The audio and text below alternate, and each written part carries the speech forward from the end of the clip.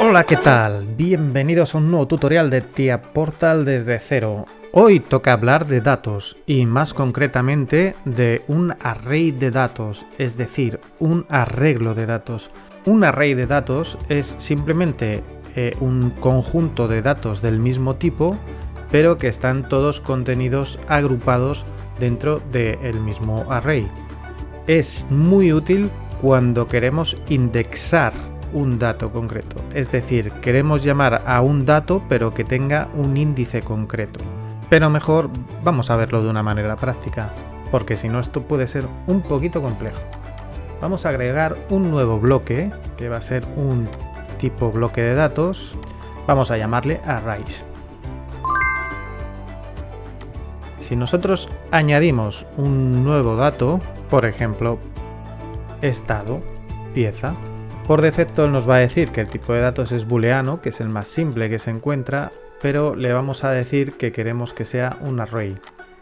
Para ello podemos escribir el principio de array y ya nos aparece aquí y nos indica que tiene unos argumentos que es low y high, es decir, el menor valor del arreglo y el mayor valor del arreglo, por qué número empieza y por qué número termina, y el tipo de datos.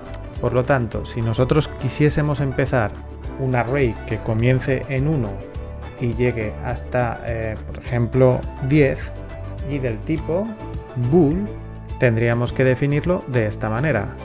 Como veis, se nos despliega automáticamente y nos aparece el mismo nombre, pero seguido de un índice entre corchetes.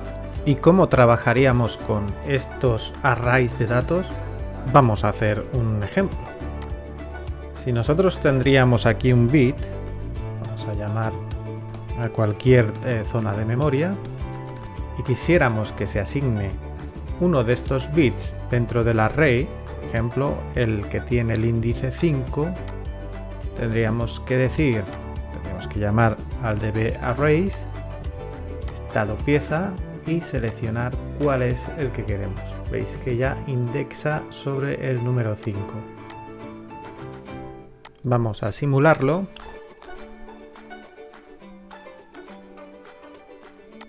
Y observamos. Si dividimos la pantalla en dos, podríamos observar también el db. Y vamos a forzar este valor a 1. Veis que automáticamente el estado pieza 5, solamente con el índice 5, se ha asignado el valor true. ¿Y cómo podríamos trabajar con este valor de manera indirecta? Porque de esta forma que hemos explicado, básicamente no ganamos mucho.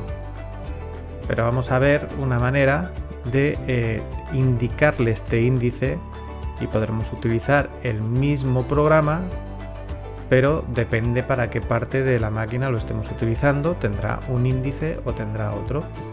Veamos cómo se hace. En primer lugar necesitamos la variable donde albergará ese índice. Entonces en el mismo db vamos a crear un nuevo dato que le vamos a llamar índice. Este índice tendrá que ser un dato de tipo entero. Y una vez que tenemos esta variable, ya sí que podríamos trabajar de manera indirecta indicándole esa variable. En el lugar entre corchetes donde iría el índice, le indicaremos el nombre del db, entre comillas siempre, seguido un punto, y el dato que alberga el índice. Y de esta manera, él siempre va a buscar este índice. Vamos a simularlo. Y aquí debéis tener en cuenta un detalle muy importante. La CPU se nos ha ido a estado stop, porque el índice del array arranca en 0 y no existe ese índice, por lo tanto la CPU da un error, con lo cual tenéis que tener cuidado porque habríamos parado el PLC. Vamos a cargar otra vez con un valor de arranque distinto de 0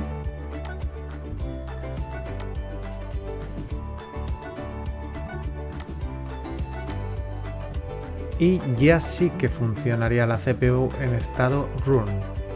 Visualizamos el OV1, vamos a forzar el valor del tag 2 en 1 y si observáis, como el índice es 1, el que nos ha activado es el estado piezas con índice 1. Vamos a volver a forzar a 0 y vamos a forzar este operando a 3, por ejemplo.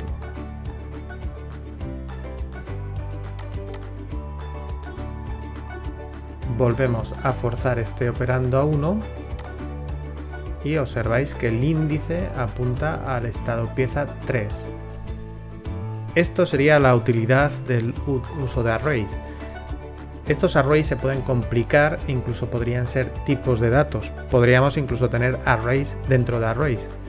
Y esto nos da una ventaja muy interesante a la hora de optimizar los programas y no duplicar programas innecesariamente. Por ejemplo, imaginaros que queremos hacer una operación apuntando a una ubicación concreta de una caja donde podemos guardar piezas. Imaginad que queremos saber si hemos guardado una pieza previamente en la posición 10. Pues consultando, simplemente cambiando el índice, podríamos tener un programa para la consulta que no tendríamos que repetir 10 veces. Esto es la utilidad del uso de arrays. Espero que os haya sido útil y os veo en el siguiente vídeo. Muchas gracias, hasta la próxima.